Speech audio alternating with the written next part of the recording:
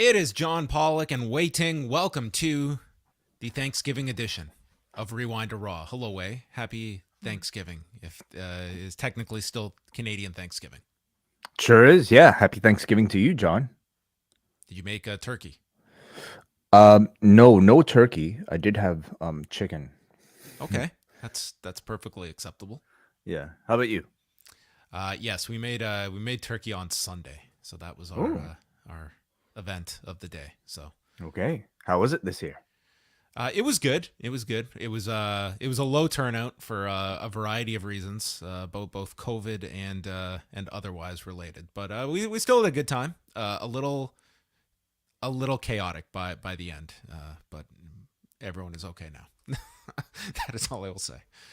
Okay, I can't wait to hear about that. Wow, Yes, sounds like there's a big story there. Some chaos, but all's well that ends well by the end. But anyway, you had a good weekend. You had a nice, relaxing couple of days. I mean, I don't know how relaxing. I mean, I had some family over today as well, and it's honestly never that relaxing trying to coordinate, like a newborn sleep schedule with like a human's regular schedule, So yeah, I wouldn't say too relaxing, but good. Like it's nice to have some family time. So yeah. Well, on the lineup tonight, we are going to be going through Raw from Brooklyn, New York at the Barclays Center. We're going to be chatting a bunch of news items and what is coming up on the site this week. But we are going to start off with some big news, Wai.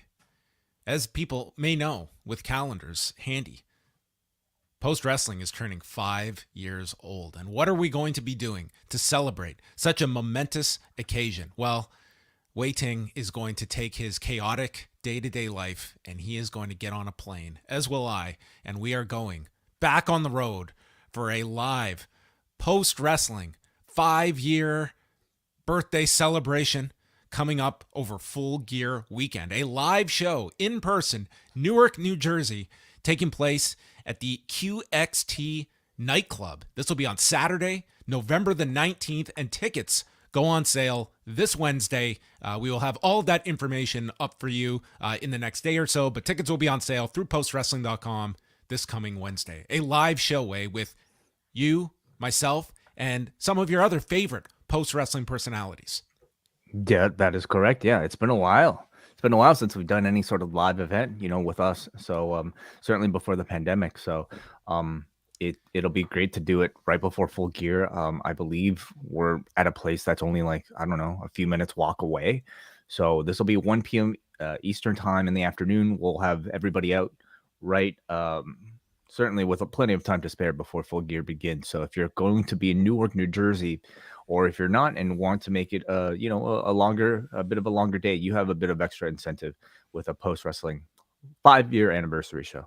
Yeah, so we'll have plenty of time to remind people about the show that is coming up next month. But tickets will go on sale Wednesday. We will have general admission tickets that gets you the entire Q&A portion. And then we will also have VIP tickets for a meet and greet that will come after the Q&A portion. So whatever capacity you would like to attend, we hope to see as many of you out there as possible. And it's a very quick walk to the Prudential Center where Full Gear will be taking place later that night in Newark, New Jersey. The return to the great state of New Jersey, Wai. It's been a while. Yes, I've been counting the days. All right. So there you go. That is our 5th anniversary celebration. Also, a more low-key get-together is coming up this Wednesday. For any of you that are in or around the Toronto area that are attending Dynamite on Wednesday night, Wai and I are meeting up for coffee this Wednesday at 5 p.m. at the local Tim Hortons inside Liberty Village at 171 East Liberty Street. I have already heard from some people that I know will be attending this, so it won't be just you and I, Wai. We will be hanging out, drinking coffee, and just chilling out. This is going to be the most informal get together you could possibly imagine. And then we will be walking over to the Coca-Cola Coliseum for Dynamite that night. So for listeners that are used to just tuning into Rewinded Dynamite, we'll probably be about an hour later than usual on Wednesday night. So let's aim for 11 p.m. Eastern that we will be live. That will give me enough time to get home. But we are doing a full show Wednesday night, so we'll have my live perspective. And you are watching it at home, correct? Yeah, I'll be heading back home to watch the show, so I can handle the notes that night, John. I want you to go there, have a good time, and then we'll come back and do the live show at 11 p.m. or 11 or so, thereabouts. Yes, I will be the guy sitting by himself, taking it all in. So that Oh, will be... hey, who wants to sit next to John Pollock? I'm sure there's plenty of people who'd love to take that offer. Well, that's coming up Wednesday, and if you are in Toronto on Wednesday, afterwards, Braden and Davey are doing their after party after Dynamite at Sneaky D's. So you can jump on the streetcar and go up to College and Bathurst. It's pretty close by, especially if you jump on the streetcar. They are going to be going into the wee hours of Thursday morning. Karaoke, chops probably, and do get the King's Crown nachos, but tell them absolutely under no circumstances do you want anything resembling beans in those nachos. Oh, get the beans. Are you kidding me? Come on, you got to get the beans. Don't let them talk you into the chili either, because there's beans in the chili, so know what to order. The wings, very underrated at Sneaky D's as well. You could even go for the milkshake. It is on the menu, and it's worth the couple dollars. I don't know about that personally, but I can't vouch for the milkshake. I can vouch for Braden and Davey and what great hosts that they are. So whether you're joining us in Newark or New York, for Full Gear, or tomorrow in Dynamite before the show or after the show, plenty of opportunities to hang out with the Post Wrestling crew wherever you are in the world. You can't get enough of us in person with all of these events coming up this week. And we won't belabor the promotion, but this week on the Post Wrestling Cafe, I want to make mention that over the weekend, we did a Bound for Glory post show with myself and John Cena. And I thought actually Friday's pay-per-view was a very strong show, but it does kind of tell you the amount of attention that Impact gets, even for its quote-unquote biggest show of the year. I didn't sense too much buzz for the show, even though I thought it was a very, very good event on Friday night. That is up there. We did our Extreme Rules post-show on Saturday, and then today I did a recap of the Declaration of Power show that New Japan presented. We'll go through some of those keynotes coming out of that show as well. But Wai and I are trying something new on Tuesday that we are going to be releasing for our Double Ice Cap and Espresso members at postwrestlingcafe.com. It is my favorite subject to engage in. It's small talk. Yeah, sure. Absolutely. Yeah, it's something we'd like to do for our Double Ice Cap and Espresso patrons. These are people who pledged to us at $12 and above, and typically just out of the goodness of their hearts. So we're doing... If you like, we've moved some stuff around over the year, and we're trying to even out distribution of things. So this is how the show is going to start out at these levels, and this will typically be kind of non-wrestling discussion that this show will be geared around. For people who like talk, we're going to talk a little bit more, but maybe in smaller doses, just for double ice cap and espresso patrons. So look for that in your audio feed sometime tomorrow. And then MCU later. She-Hulk is coming. We're winding down. Episode 9 this week of 10, I believe. It's the finale. Oh, it is the finale this week. Yes, it is. Yeah. Very significant episode then. It's the season finale of MCU later. Thursday night with WH and Rich Fan. And then Friday night, Wai and I will be live with Rewind to SmackDown, where we only have 3 hours of wrestling to go through. How did you enjoy the 4 hours plus a 2.5-hour post show afterward, Wai, on Friday? It was a long exercise, but I was glad to have Kate with me. We went about 2.5 hours just talking about all those shows. So I'll be doing that. I'll also be joining Nate Milton on MCU later this week with Rich Fan and WH as well. So a lot of stuff out there for Post Wrestling Cafe. Okay. All of that can be found at postwrestling.com, and we'll move over to some of the news items and blitz through these. Well, let's start off with MJF. He has been doing the media rounds, it seems, Wai. Like every week, it seems there is a extended MJF interview. Ariel Helwani doing some. He was on Barstool last week. Well, today, an interview with Sam Roberts popped up, and I guess the most notable aspect that was discussed was Double or Nothing weekend back in May, which MJF spoke about, to my knowledge, the first time he's ever kind of really discussed with any kind of depth what was going on that weekend. And the meet and greet that he was advertised for did not show up for. And he stated that on that day, by him missing that meet and greet, his company, AEW, lost $10,000. And his words were that the reason he did not go was because his boss, Tony Khan, was being, quote, a fucking mark. And basically stating that he wanted to be paid what he is worth, and now he is. But it was such a serious concern of AEW's that they had their security perform a wellness check going to his hotel room, and they were going to like break the door down, but MJF explained that he had already left the hotel room at that point and did not kind of go any further to that of why they would necessarily have that concern. But others, he was mentioning some believing like this was him just playing Brian Pillman. But this was, as much kind of depth as MJF has at least gone into that weekend, which I'm sure has many, many layers to what all happened during those couple of days. And then ultimately doing the pay-per-view and the following TV before the going off television for all those months. Mm-hmm. Yeah. The wellness check aspect of it, I can understand, I can understand that being the first sort of instinct of a promoter. If somebody decides to no show, it is, unfortunately, something that's kind of been met with some precedents. But as is usual with all of these MJF interviews, anytime he talks about contracts and specific negotiations, I don't exactly know how much to believe. And it's almost at the point now where he is a big bad wolf, where he can. Is that the right one? Sorry. What's the boy who cried wolf? The boy who cried wolf. I apologize. Got my analogies mixed up.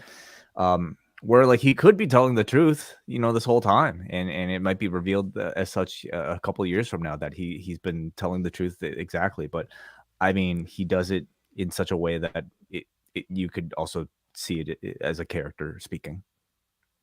Well, it's a pretty lengthy interview that he has up there. I did not see all of it, but that was the most notable aspect, I think, of the interview. Jon Moxley, I know that you guys discussed this on Friday, signing a new 5-year contract with AEW. So it was very interesting that there was a period of time that he was a free agent over this summer and ended up dropping the title to Nick Gage on, was it Saturday night, in the title versus career match. And as part of the 5-year deal, in the announcement, AEW stated that he will be exclusively wrestling for AEW and its international partners, and this has brought about the natural question of what this means for Jon Moxley's future on the independent scene. Well, Fightful is reporting that Moxley can still work indies, but it's believed that it will be on a, quote, surprise basis when it happens, and they added in their report that GCW side believed that AEW did not want Moxley to work the show, and in fact, have not wanted AEW talent to work GCW shows for months. So it's an interesting question that if Moxley is going to be doing these independent dates, I mean, for the promoter, the promotional aspect of it, him showing up as a surprise, it's a cool pop and all, but it kind of negates the purpose of what a Jon Moxley can do for these independent companies if he's not going to be in a position where you can promote it in advance and sell any more tickets to your show. It's just either he's going to do it for a bargain price or it's an expense that you can't truly capitalize on with a surprise if he's not doing a comeback that you can promote. If it is going to play out as exactly that, it almost feels like that's a restriction that is done on purpose, so another promotion can't necessarily use the value of a Jon Moxley to sell a pay-per-view, for instance, or even push ticket sales, and instead might just offer him as a nice little bonus. I wonder how they're exactly going to enforce that, and how exactly they're going to, these other promotions might be able to hint at surprises without explicitly saying that it's going to be Jon Moxley. How far can they push it? We got a guy appearing. His name rhymes with Mon Joxley. I don't know.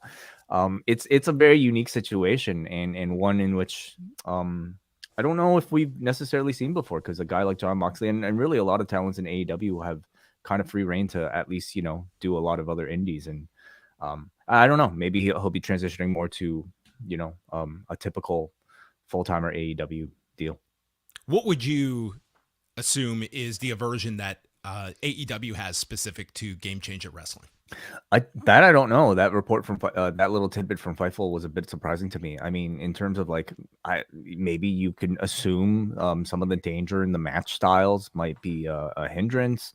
But then AEW does. They got a lot of flack over the weekend for that Jimmy Lloyd spot with the unprotected chair shots over the weekend, and I watched that, and I'm trying to, at the same time this story is coming out, and I'm thinking of myself in the shoes of AEW, stating, here is a guy that we have 7 figures invested in on an annual basis. And this is a guy that we have seen on the shows, does some crazy stuff. And sometimes it's almost, sending him out to companies that will have the safety of that performer in mind. And, wrestlers are going to have crazy ideas. And sometimes it's on the promoter to kind of rein them in and make sure that you do not see scenes like that. And for those that missed it, this was Jimmy Lloyd just taking chair shot after chair shot to the head while he's tied up in the ropes.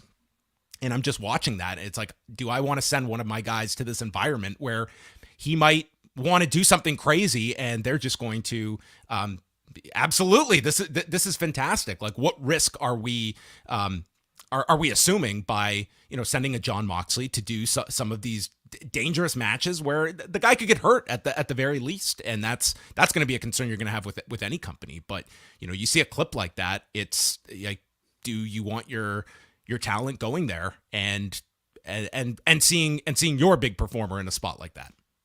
Yeah, to me, it's part of the reason why I think, this Mox GCW run has been so, I don't know, kind of unique. It's like, on the surface, you wouldn't expect a company with national TV with so much riding on a guy who, is their top guy, really, doing the types of matches that he was doing out in other parts for other promotions that AEW is not going to benefit from.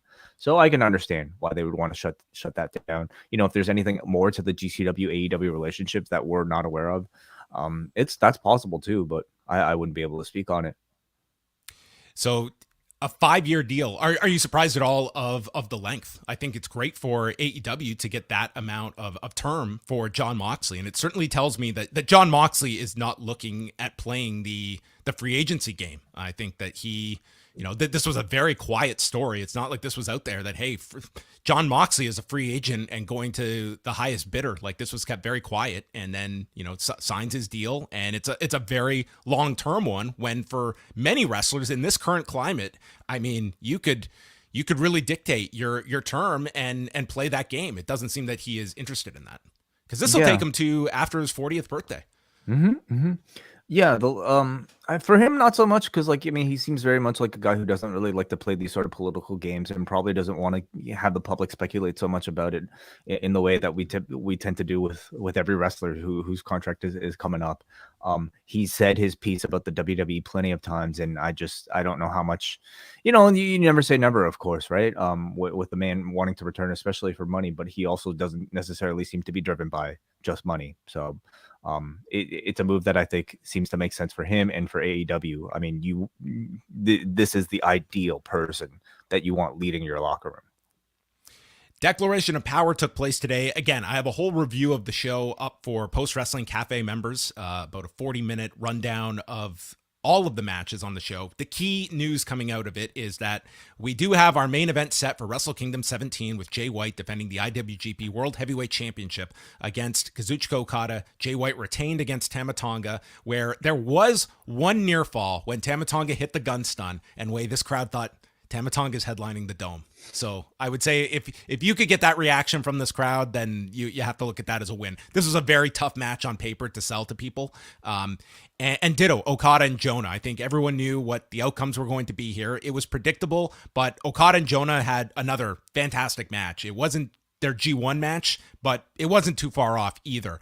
And Okada entered the ring at the end of the night, stood there with Jay White, and noted how, with Antonio Inoki's passing, one era is over, and we will determine who's going to lead the next era. So this Tokyo Dome is all going to be built around Antonio Inoki. They are dedicating the show to Inoki. They did a fantastic ceremony for him at the beginning of the show with the roster surrounding the ring. Seiji Sakaguchi was there to hold the photo of Inoki. And then they played a video package with so many of his iconic moments and different rivalries that I believe New Japan has posted up for free on YouTube. I'd certainly recommend watching it. It's a quick 2-3 minute video package, but some very cool moments that they included there. And then you had, Okada doing the Inoki pose after his win. Takagi came out with the red scarf. So I think you will see lots of tributes from now through Wrestle Kingdom. And Inoki, who they stated agreed to become their honorary chairman back on September 1st, and it was going to be on today's show that they were going to make that public announcement, and then his passing occurred. So it was a very nice ceremony at the start of all of this. They also have added, this was a huge problem that they needed to address, and finally they are taking steps to address it, the lack of championships. They have introduced a new world television title with semifinals to take place November 5th, and then determine the first champion on January 4th. This will be focusing on younger talent with 15-minute time limits, and this is pretty much designed to be New Japan's high-speed title that Stardom uses that get a lot of great reviews. But number one way, the design of this title. I have seen a lot of criticism for this belt. What is your first reaction to this belt? Is this something that you would painstakingly work towards as a rising star in the New Japan roster to hold this belt above your waist? I suppose if I had no other choice, yeah. But as a belt design, I think it's being rightfully, criticized. I think it's atrocious. It is ugly. You don't like the URL on the belt? Is that what it says?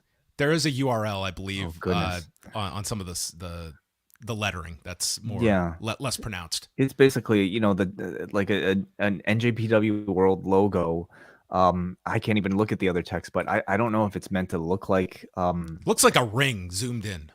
Like that's what it looks like a giant ring. I think it looks like a back support, turn the other way, like an orthopedic back support, but flip the other way. I'm sure that was the instruction when they sat down. They're like, we want people to imagine orthopedic support.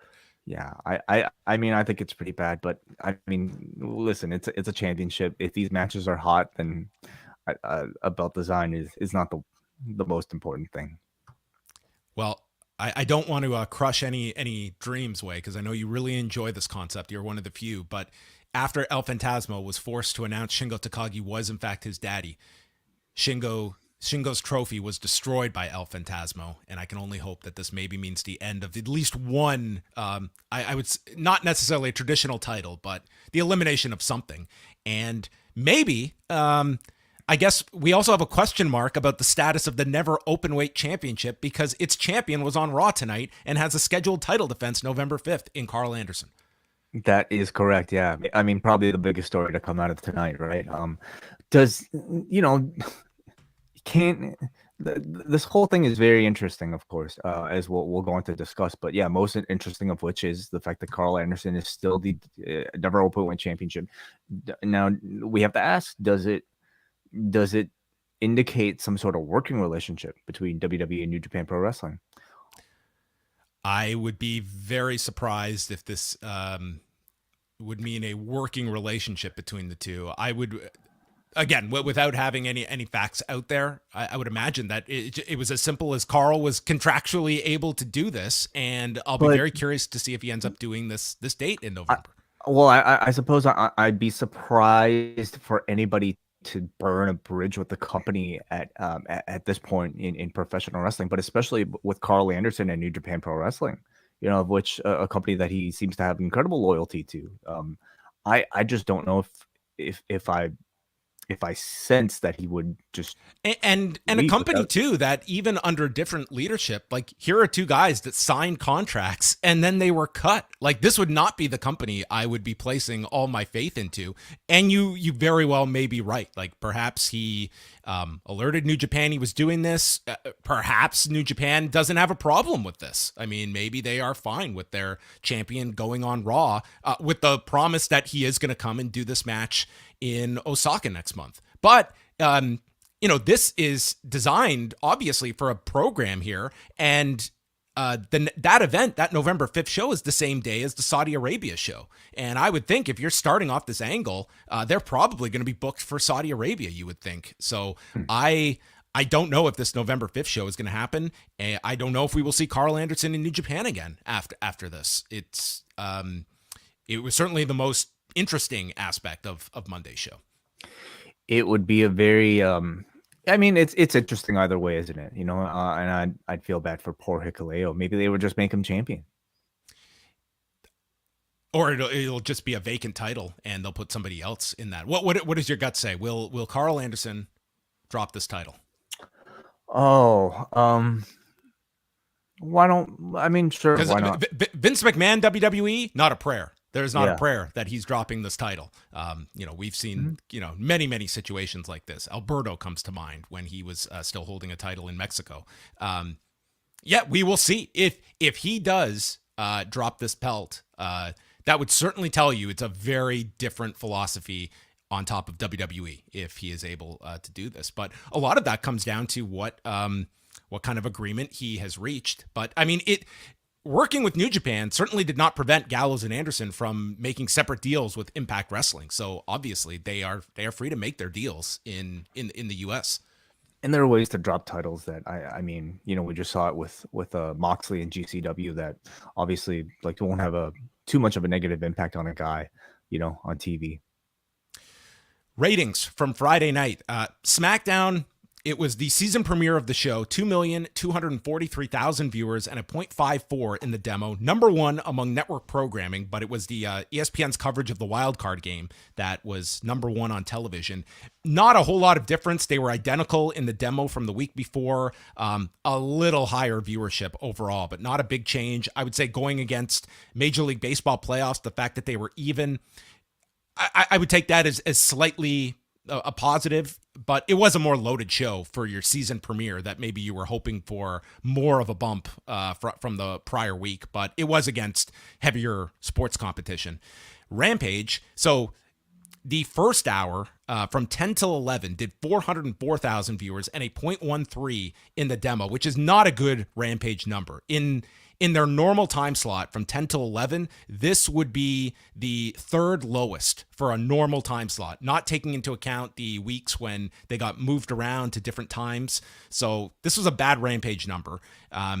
And Rampage was going against the baseball game. Battle of the Belts was not. The game had ended by 11, and Battle of the Belts did 317,000 viewers and a 0.10 in the demo. This would certainly be the lowest of the Battle of the Belts specials. And this was also well down. The best comparison is to Grand Slam from a few weeks ago, when that 11 o'clock hour, they were down 35% in viewers from 2 weeks ago and down from a 0.16 to a 0.10 in 18 to 49. And I just don't feel this was a 2-hour slot of matches that the audience cared about in great amounts, especially that Battle of the Belts special. I just don't think that FTR and Gates of Agony was drawing people in to stick around for that long. It comes down to what TNT views as a success at that late hour on Friday. But it certainly was not at the Grand Slam level of 2 weeks prior. And I am curious if we are going to see more of these experiments because they clearly were happy enough with Grand Slam in that 2 hours to try this again this week. Yeah, I think these results kind of tell you that it's not so much the extra hour, nor even the fact that you have championships, but maybe more so the idea that a show has importance on it, in terms of star power, perhaps. I can't exactly tell you the reason why, but for me, at least, watching both hours of Rampage and Battle of the Belts, you headline Battle of the Belts essentially with this FTR match with the Gates of Agony, who had only appeared on Rampage one time before. And no other time really, at least in wrestling terms, on AEW television. So they just kind of seemed like matches for the sake of matches, or title matches for the sake of matches, and probably weren't that enticing compared to maybe even Grand Slam. When Battle of the Belts began, there was an interest in this concept. If you go back to the first special this year, it was January 8th. And keep in mind, this special went against the NFL, okay?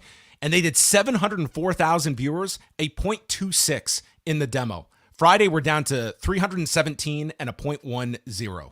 And it's not like it was the most astounding lineup either for that first special. I mean, you had Dustin Rhodes against Sammy Guevara, Britt Baker against Riho. It's just each show has been less than the one prior. And I just wonder, you would think like this Friday night experiment, I just didn't think going in that it was going to be a big number. It was not. So I don't know how much you reassess Battle of the Belts. Is it even enough of a priority that you really need to be focused on beefing this up when it seems like Rampage, we talk about that a lot, and should that be more of a concern rather than Battle of the Belts, which just seems like it's an extra hour of programming, and that's sort of how the audience has learned to accept these specials. Yeah, for me, it's more so I think their overall, I don't know, storytelling philosophies that I feel like they have to take a look at. You know, they have a lot of TV time and a lot of matches that just seem to be made for the sake of having good matches, and that's well and good. But I also feel like it's not working. You know, if you're trying to attract a bigger audience than even the hardcores, who seem to not care enough about just good matches without storytelling. I think you have a very healthy audience that buys the pay-per-views, that go to the pay-per-views. Like, they might hit their $5 million gate next month for Full Gear and watch Dynamite. Like, those properties, very, very healthy. And it's creating additional content, which is the whole name of the game now. I think that is the part where it is trying to extend that demand as at the same rate we're increasing the supply of programming. Like, it seems like your average viewer, they will buy a pay-per-view 4 or 5 times a year. They will watch Dynamite 2 hours a week. You want above and beyond that, it's going to take something special, and it's hard sometimes to allocate that specialness. And it goes to show you like the struggle of WWE to keep their programming compelling enough when you're talking about even more hours each week of programming. Hey, we have a few super chats here that are just relevant to all of this, Karl Anderson stuff. Yes. So I wanted to maybe just get to them right now. First, we got a Muggin Youssef who says, with Gallows and Anderson returning tonight, does the never openweight title become vacant, or will Karl do the honors for Hikuleo on 11-5? Yeah, we kind of discussed some of that. Thank you for the support again, Megan. We shall see. Ryan T has actually identified that New Japan has retweeted the Good Brothers on Raw clip. So I haven't been able to find it myself, but at least a couple people mentioned it in the chat. So does that tell you anything, John? I don't read that as confirmation of anything. I guess it's noteworthy. I wouldn't necessarily take that as confirmation though of anything. But yeah, certainly people will be looking at that November 5th title. Like if he comes back and does the show, great. But there it is. You would also think so. Yeah. It's acknowledging it. It could be something. It could be not. But yeah, you would think, I think for Karl Anderson's sake, like, I don't think you're doing this just cold, like going on this. I don't think that would be a prudent business move for him. But the question will really be just, him being able to go back and drop this title. Like, that has not been the WWE's, that has not been from their playbook all these years. It's like, once you're in, you're done, and you're not going out and dropping titles or finishing up like that. But it is a very different regime, and I'm also very curious to see if somebody like a Jay White will continue to play with this and somehow use it as part of his storyline. Is this in their story? Karl Anderson and Gallows, still members of Bullet Club, now somehow getting membership in the WWE, reuniting with AJ. How are they going to play all that? They should play it up that way. I mean, that would be a logical way for them to handle this if you're doing this moving forward. Last thing we'll just note for NXT on Tuesday night, we have Braun Breaker against Javier Bernal, JC Jane against Elba Fire, and match number 3 between Axiom and Nathan Frazier. And Wednesday's updated Dynamite card in Toronto. Tony Storm and Hikaru Shida against Jamie Hayter and Britt Baker. Britt Baker back after the nose injury. Luchasaurus against Jungle Boy Jack Perry, as they are promoting him now. Pac against Orange Cassidy for the All Atlantic title. Lot of hometown support for the Atlantic Ocean here in Toronto. Billy Gunn against Swerve Strickland. Billy Gunn not doing Greek Town Wrestling anymore this weekend. Instead, he has been replaced by Wardlow. Interesting. Okay. Yes. And Chris Jericho versus Bryan Danielson. Have you heard how they are trying to use Judas as a draw for Thursday night? That I have, yes. So Jericho will come out to White Zombie as Lionheart on Wednesday night. So if you want to hear him come out to Judas, you have to come on Thursday night to Rampage, the show that has tickets remaining. Yeah. I find this pretty interesting. Is Judas a draw? I mean, I think it is for a lot of people. It's almost become sort of a quintessential part of the AEW live experience, the Judas sing-along. So, this to me is an interesting tactic to try to me, it's a bit of an acknowledgement of weak ticket sales for Rampage. The fact that they had felt the need to have Jericho come out to tell everybody, you should come both nights, because if you want Judas, you got to come to the Thursday. Well, we will find if there's a spike over the next few days. You got to assign it to Judas. It's something. I'm thankful that this guy's at least promoting something for Rampage. It's more than they've done. They haven't announced anything for Rampage. So I do believe it's, the audience that they are going to night one. And I think for many, they're looking at, okay, there's an hour of Rampage on Thursday night that I will get, and the rest is going to be content for dark, and that's not going to be enough. Dynamite, you're getting, 2 hours of the A show, and, for Thursday, I will say it's disappointing given this is their first time in Toronto. It's not a terrible number. Just if this was some other market, they're still going to hit 5,000 or so for Thursday night. But yeah, for Toronto, your first time in, I think most were assuming that this would be, automatic sellouts both nights. I always thought we were talking stadium, for some of us, Yeah, obviously it would be a very different card, differently promoted, but I just don't know if that's even possible. Well, again, it goes to the AEW content that truly moves your audience, and a major pay-per-view. I think you would see a dramatically increased response if AEW was coming here for the first time and it was full gear in November, and you had the Rogers Center and you had your key stars, all of that in alignment, first time in the market. I think the demand would be exceptionally high, but again, it goes to your difference of your different tiers of shows that you are trying to sell to your audience. Let's move on to Raw from Monday night at the Barclays Center. Speaking of tickets, so this show, I think it was around 4,500 tickets were out when they announced DX, and then you saw some slow movement, and then over the past week or past couple of days, it went over WrestleHicks listed over 10,000 tickets out as of today. So there was some big movement, and you can't just say that was all DX because, you saw the movement for DX. That had something to do with it. But over these last couple of days, I think a lot of people assumed that Bray Wyatt was going to be on this show. And if you tuned in, I mean, they did have that graphic where later tonight, the return of Bray Wyatt, where if you have the educated WWE eye, I think you could realize this was going to be a recap segment. But the way it was worded, I mean, you could certainly have fooled people into believing that Bray Wyatt was going to be on this show later. Absolutely. Yeah. I mean, maybe by design. Did they have enough Bray Wyatt content to satisfy people? I'm sure people that were there live might have been a little disappointed. They are also marketing SmackDown, right on the event page as Bray Wyatt returns. They clearly believe he is someone that is a mover when it comes to, and I'm sure they will move tickets for Friday in New Orleans. Yeah. So right now there are 1,000 tickets available. So they can also open up more. The Smoothie King Center holds a lot more than 6,200 people. So they could open up a whole lot more.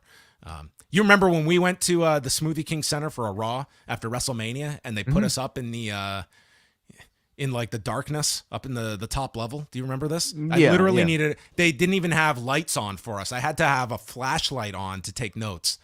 I feel like I'm a prisoner up here. It would be appropriate if for the Fiend, I suppose. So something as well. Last week on the main event tapings, they had a Brooks and Jensen do a match, as well as a Fallon Henley. This week it was Carmelo Hayes against Cedric Alexander, and the real match that I know you're going to be tuning into main event for: R-Truth versus Von Wagner. Okay, all right. Well, everybody getting some main roster experience, getting a look maybe. So okay, cool. The show begins with Shawn Michaels, Road Dogg, and Sean Waltman backstage, and Michaels asks, "Are you ready?" And they point to Hunter, who is on the headset producing the show, and explains that with sponsors, we can't do the normal stuff, and instructs them not to curse, nothing about genitals, and Road Dogg asks if they can say penis. Then they censor all their language, and Michaels points out 4 cocks. And they cut to 4 rubber chickens. And he jokes that Paul is going to, quote, choke the chicken. I picked up my phone. I texted Wai. I was about to text Wai. You've got this show tonight. I did not want to see any more DX, and I was actually happy that we were limited to what we had at the end. This was maybe the worst 3 minutes of the Paul Levesque era. I found this to be just so lame. I mean, I thought all the DX stuff was pretty much that, wasn't it? And at this point, we've seen enough of these DX reunions to know what to expect. It gets more and more sad every time. They had nothing. Like this segment at the end of they didn't have anything other than like, we're going to play the hits and we're going to call out the elephant in the room that Billy Gunn isn't here. And that was about it. And it was limited to what they have 5 minutes at the end of the show. Yeah. But throughout the show, I feel like you could have at least had a bit more fun. I feel like at least like one of the last times we saw them, they did a whole thing with the Gallows and Anderson and Balor actually as part of that whole Bullet Club Too Sweet thing. Maybe there could have been a bit more interest, but you know what? Like at this point, like it's hard to be rebellious. If you were someone, Wai, that they did promote this, if you were someone tuning in, do you feel they did enough that you would leave satisfied if you were someone that was tuning in specifically for this? Like I was fine with the limited amounts that they had. I didn't need any more than this, but I was also not necessarily tuning in with this as my reason for it. Yeah, was I satisfied? Look at these up-to-date photos that they had. I mean, they must have just shot these over the weekend in Stanford. I mean, look at these young upstart talents. Yeah, I don't know if I'd say I was satisfied or not because I don't know if I was expecting too much at this point, beyond just them coming out, saying suck it, doing the whole spiel, and maybe making a few, a few jokes about like things that they're not allowed to talk about. But in particular, I think it's like seeing. I mean, they joke about themselves being old, but man, like hearing them make dick jokes is pretty tough to watch, at this point. But that's what happens when you have a gimmick based off of dick jokes. Like the DX was a gimmick that was I think very much made for its time. And even though I think we could celebrate the fact that, hey, we've known about this thing, like look at the careers at least several of these people have had since then. Going back to the shtick of being sort of like rebellious, 20 somethings while you're 50 something in full control of the entire business, it's that much more difficult. Corey Graves introduces the new voice of Raw, Kevin Patrick. Would you give a letter grade to Kevin Patrick on night 1? I'm going to say B-. Like, not that I have high expectations. I think for any time like somebody appears as a WWE play-by-play commentator, like I'm used to the guys just kind of sitting in that chair playing a role and at the very least, not mixing people's names up and not screwing that up and not screwing names of moves up. And Kevin Patrick obviously didn't do that. He's very familiar with the product. But I'll say like he in no way stood out to me as any sort of like significant voice, presence. I mean, it was really a Corey-led broadcast with kind of Kevin Patrick almost maybe just kind of feeling things out. It's only the man's first week in this chair. So, I'll still give it a chance, but I wasn't that impressed first week. Yeah, I would say if you're asking me my preference, it would be Jimmy Smith over Kevin Patrick. I felt that, and again, it's show number 1 for the guy. He is going to get more acclimated to this role and playing off of Corey Graves, but I just feel like part of it's like he is the excited fan that almost like too much defers to Corey and doesn't have that kind of gravitas or authority that you want in that specific role, calling the show. And that's something that maybe over time he will develop. But to me, it was a little awkward. It's almost like he is just like the biggest fan that is calling this, and he's in awe of all the things in front of him. I'm sure for him, like, this was a real thrill getting to call Monday Night Raw. Like, if you're a broadcaster in this industry, I mean, it might be a role that, you know, everybody in his position aspires to. I will say, I think, you know, obviously, you know, having a two-man booth again is refreshing, but I also think it served to expose him that much more, because so much more was reliant upon him to be more than just the guy to call the moves.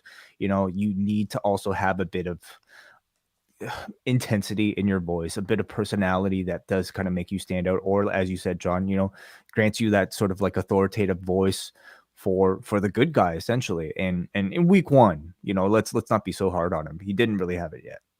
Yeah, but I mean, this has also been a trend where they put these guys into the hot seat, and it's you know, he has been doing main event. It's not like he's coming in cold, but I mean, look at some of the people that he is replacing, and varying degrees of success. Like I think Jimmy Smith really like came in and was certainly I think did his homework and was a very passable commentator. I wouldn't say he's my favorite guy in the role, but I thought he did a very commendable job each week, and was someone coming out of it that, you know, was very much removed from professional wrestling when he got this job. But that goes to the hiring process, that they are okay and comfortable with that.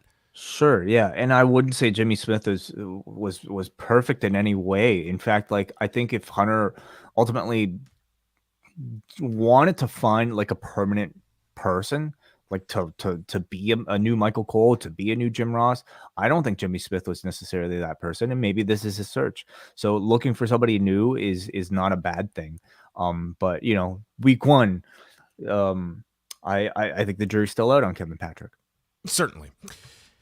The Bloodline starts the show, and Reigns doesn't want to dwell on the past, but he can't get past last Friday, and his father told him that the loudest one in the room is also the weakest, and anyone doing that in the Bloodline is a fool. So he asks Jay, "Are you a fool?" And Zayn interrupts. This crowd just starts chanting for Sami, and he notes how Reigns told him Jay is now his problem. I would like to handle this. So Reigns steps aside and says, "Go ahead." And Zayn talks about how him and Reigns had a heart-to-heart discussion, and quite the talk that they had about the future, and tells Jay that they think his behavior hasn't been very oozy lately. During these segments with Sami Zayn, this is the Easter egg portion of these segments. Just watch Jimmy. Watch him react. He is listening to this in the moment, and he has the worst poker face. He is just loving this. But it's part of his gimmick, too, to be the happy-go-lucky guy. So if he's breaking out laughing, it suits him. But it's a riot to watch him react to this guy. So I just on that note, like, I love the fact that, I mean, it's been for a while now, but I love the fact that now, especially with this whole Sami Zayn thing, you have two very distinct personalities between each Uso. Like, for so long, they were just kind of, you know, supposed to be twins, like mirror images of each other. Wasn't that Jay's famous line? Yeah. Which one is Jay? Exactly. But now, like, they each have their distinct personality, distinct relationships with everybody else in the stable. It's been great for them, I would say. He compares Jay to Jimmy, who's always happy, Solo, who just stands there, stone face, and just asks Jay to be cool. And Jay looks at Reigns. Is this a joke? Are you ribbing me? And he's getting upset. But then Matt Riddle comes out and talks about the fight pit and brings up the stipulation that, let's be all honest, every one of us has forgotten about, that he cannot challenge Roman Reigns for the championship anymore after he lost to him. Now, I remember that match. It actually did a very good rating that week. I, for the life of me, did not remember that the stipulation was attached to it. They could have set up a title match here, Way, and I wouldn't have been any the wiser. Same. I imagine maybe next time. Like, so what is the stipulation? As long as Roman is still champion, Riddle can't challenge? Yes, is that just right? like New Day can't challenge the Usos. That was a thing too. That was a thing months ago. Yes. Oh goodness, how are they going to get around that? We'll see. Oh, So Reigns denies this request. So Jay tells Zayn, why don't you step up to the plate? Yeet. Yeah, yeet, my dog. And Zayn this is Riddle who's piping in here. And Zayn tells Riddle, you cannot say yeet. So Riddle continues to say it. Jay says, he is low-key disrespecting you. And I was ready for Loki to run in here, but no, it was Zayn accepting the match with Matt Riddle for later on in the show over whether or not maybe he can be banned from using the word yeet, just like he can be banned from going for Roman's titles. Yeah. I thought it was a really fun segment. You know, it showcased the Jay, Sami, Roman relationship really well. Clearly at this point, the Sami Jay relationship is sort of like the core of what is making this entire Bloodline thing so appealing and so much fun to watch. And everybody else, including Roman, is just kind of like there to facilitate the Sami Jay relationship. And I thought the segment did a really good job of showcasing it. I mean, Sami Zayn, you can listen to this crowd. This, to me, in Brooklyn was by far the biggest babyface reaction we've like straight up babyface. You know what? Maybe discounting Canada, the Canadian dates. But Canada never counts. but at least like for a segment where I feel like they were supposed to be portrayed as the heels here, this was a crowd that gave Sami, you know, above Roman Reigns, the biggest reaction all night. Yeah, I've got to say, when it comes to the long, drawn-out opening promo segment, I really don't find that fatigue with these Bloodline segments. They come out, like the numbers now, everyone, as you've mentioned, Wai, feels like they're defined as characters. They have their reason for being here. It's not just throw a shirt on a guy to get him into the group. They feel like a big deal, and the added numbers, they feel like this big unit now, and there's dysfunction in it. They're very entertaining with Zayn playing off of everybody, and I think overall it enhances Roman too, just having this army behind him. It gives him presence for days when he's not around, and at this point that's plenty. But you know, it almost serves to build him up for when he is around. I'm almost amazed that they had Riddle step into this situation, and the fact that Riddle ended up still getting cheered despite coming in here, because the Bloodline are so cool now. Like any person, any babyface who steps up to him is at risk of getting booed, much in the way like Logan Paul was on Friday. I'm almost amazed that this crowd still like Riddle that much to cheer him. But yeah, all this worked. Match number 1, Austin Theory against Johnny Gargano. Theory is in control, and he applies the Gargano escape onto Gargano, who escapes.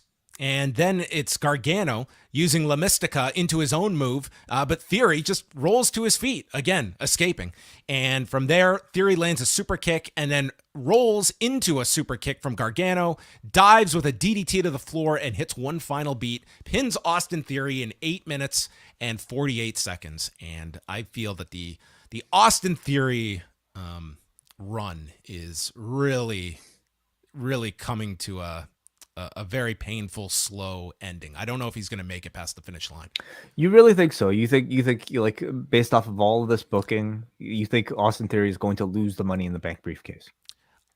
I would take the briefcase off of him. I feel that of all the different acts that are going on all these different shows and who people are into and the momentum, I sense so little with Austin Theory. It just, to me, is not a character that's connecting in any way. It feels as, and maybe this is not fair to attach to him, but he's got the Vince McMahon stamp on him more than anybody. And that's something he cannot fight.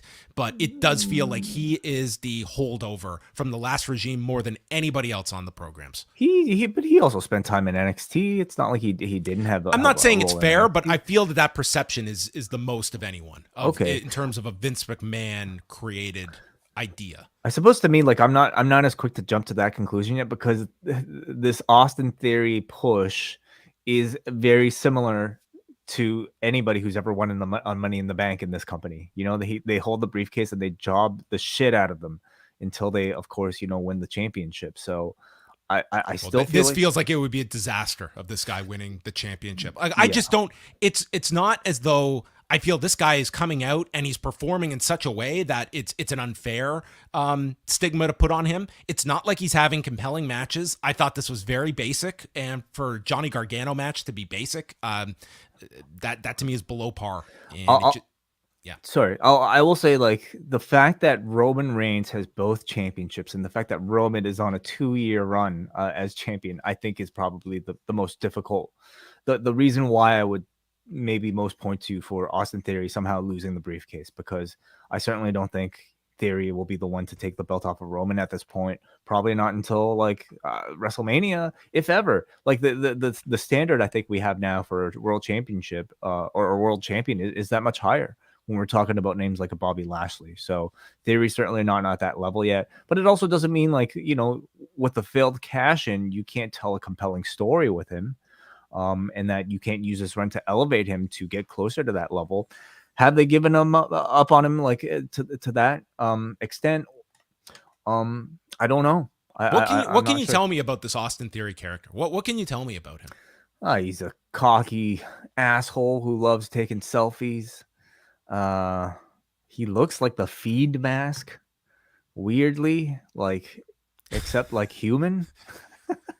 He does have the face of an emoji. Yeah. I mean, he's sort of like a generic asshole, and yes, that is part of the problem. You know, he's yet to really kind of find like a unique identity that really makes him stand out at this top tier. Like, can you imagine in your mind what this character, not the real person, but this character does on his day off? That to me is my litmus test for a character with any kind of depth to it, that you could take me through an average day of what their non-working day is like. I'll tell you exactly what he does. The guy's he's going to the gym. He's like eating, lift weights. Yeah, he's goes through maybe his phone. Working on what his did I compile at Raw on Monday on my phone? Sure, yeah. Isn't that enough? How much more does somebody need in a life? Yeah, it's just so rich, all the stories that come from the day in the life. There's no doubt, John. I we're in agreement. Like he's a bad choice for Money in the Bank winner if you're looking for like, he wouldn't have been. I feel it's safe to say that he wouldn't have been Triple H's choice to win Money in the Bank if he had the book by then. So now you've been given this thing. What do you do with it? Rey Mysterio. I don't have any answers to conclude that segment. Rey Mysterio and Chad Gable. We go to the crowd, and Uli Latakufu from Young Rock was shown in the crowd. He plays Dwayne Johnson, the college years on Young Rock, which they note is coming back November 4th, which, yes, will be airing head-to-head with SmackDown on NBC, which seems like just genius programming on NBC's part. You might not want to promote this too much then. I don't know. It's kind of interesting that I would be very curious if they're able to plug. Could they pull this off on SmackDown? Yeah. On Fox.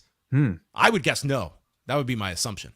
I would guess no too. But I mean, I don't know. Could you just promote him as any sort of standard celebrity? Hey, here's a celebrity who may or may not, be running at the same time. You know who Chad Gable was accompanied by? Otis. Incorrect. The Tree Trunk. Otis. Yes, of course. As he was identified. Ray did his slide into a sunset flip, sending Gable into the barricade, and then Rhea Ripley and Dominic come out, and Rhea has an armband with the word Beth around it, which I cannot recall them doing that in a storyline type of way.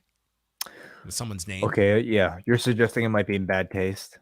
I don't know if anyone took it that way. I just found it notable that that feels like something like there are a few things that are kind of treated in a serious way, like you don't do fake 10 bell salutes, or I guess the Vince McMahon funeral did kind of break all those rules.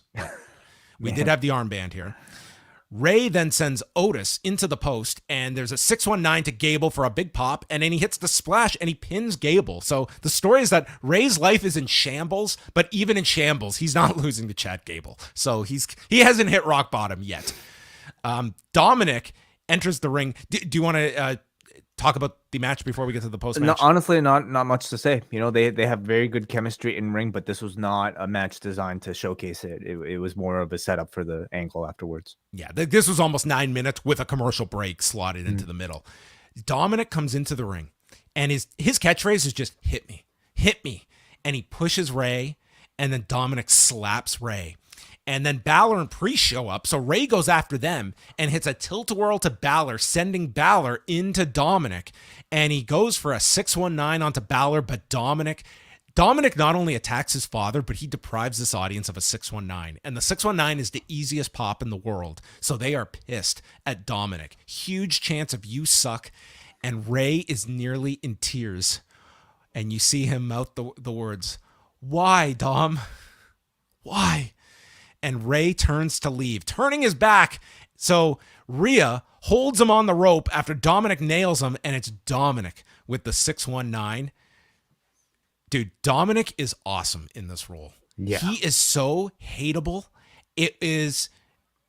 I just think he has put all of this together. I'm not saying he's going to be this giant box office attraction as a heel, but in this role, he is tremendous. And Ray is just... There are few baby faces that could get away with this level of emotion and tears, but Ray Behind a mask, no less. Yeah, John. I mean, seriously, like this would be comedy to some of how over the top Ray is, but it's not with Ray. And Dominic is just, I think he's tremendous. Like I am elevating it to tremendous. Yeah. I'm you know, like there are things that I think certain talents are able to do well and certain things that talents aren't able to do well. And I think as a baby face, Dominic might have been relied upon in the wrong ways to showcase himself. Or he could have been holding back, John, because I see a segment like this tonight and I think, wow, like this kid had a lot within him that he never got to show as a babyface. Like And his mannerisms are way advanced for someone this early into his career. And the day that Ray hits this guy is going to be the biggest pop. And they are just milking this of like Ray will not strike his son. yeah. No, I it's been fantastic storytelling, and I agree that Dominic was legitimately awesome here. We're not trying to be ironic, okay? Like we actually think Dominic was incredibly talented. I thought his anger and emotion and the intensity in which he confronted his father was very compelling. And as we discussed, like Ray's ability to emote with what little we could see of his face, you know, completely drew me in. And I think completely told you the anguish that this man was having to, you know, go through week after week, seeing his son asked to attack him. Like, I think, oh man, I'm holding my, like now as a father, John, you know, I'm holding my newborn. What if my newborn one day asked me Hit to me, attack Daddy. him? Hit me. How torturous. That's terrible. Poppy. So, it was another great segment for the Judgment Day, who, man, over the past like 2 TV shows have greatly elevated their stock. They've had now 2 great angles back to back, really making a name for themselves, like building tremendous, I think, drama using these sort of familial ties, first with Edge and Beth, and now with Ray and Dom continuously. So they've been great, and the people responsible for making these segments have been fantastic as well. I just realized that we have Oscar Gutierrez and Rey Mysterio. Judgment Day promo after the break. These segments, they just get a ton of heat now. They run Raw. Balor goes over, forcing Edge to quit, and there was no Edge or Beth on this show. Ripley says that what she did to Beth is only a glimpse of what she can do. And then Dominic goes to speak, and they just try to drown him out. So this seems to be audiences just playing copycat now, where this is what you do when Dominic tries to speak. Right, but I also think legitimately, like, he's very hateable, isn't he? I think that is certainly a compelling part of this whole act with him. So he talks about the devastated look on his father's face on Saturday. And then Balor has an ultimatum for AJ Styles. And AJ comes out and he admits that he needs family. So he gets down on one knee and hugs Balor, but he's got the microphone and says, "But I wasn't talking about you." And out come the big LG and Karl Anderson. The crowd's chanting holy shit, and they attack the Judgment Day. They brawl to the floor, and Gallows uses a chair on Damian Priest, and hopefully they won't believe that Paul Heyman can cost them their jobs again. Wow. Okay, I totally forgot about. Remember, all it that. wasn't Vince. Yeah. It was Paul Heyman that got rid of them. Jeez, that's got to be awkward in the back. Yeah. I mean, maybe privately they've kind of Maybe they realized. You know what? I think Vince had a say in that. I think that it might have been a Vince problem. I don't know if Paul Heyman had that jurisdiction over our careers. Yeah. So, there you have it. The OC is back. Oh man, I don't know if I like that name. Like maybe they'll change the name again. First they were the club, and then the OC. What were they with Balor? Were they anything in particular? What, in WWE? Balor Club. They were Balor Club. Were they kind of called that? I think they whatever. Okay, some iteration of it. At this point, if they're working with New Japan, just negotiate with them for the IP. Okay, let them use the damn logo. Let them use all this stuff. Like you danced around it long enough. But this is it's really interesting given the fact that number one, he is, you have the title defense on November 5th, which I would very much imagine they are going to want this whole program part of the Saudi Arabia show. And you would assume like these two would have been doing the tag league in November. Yeah. So which I'm sure they were figured into a lot of plans.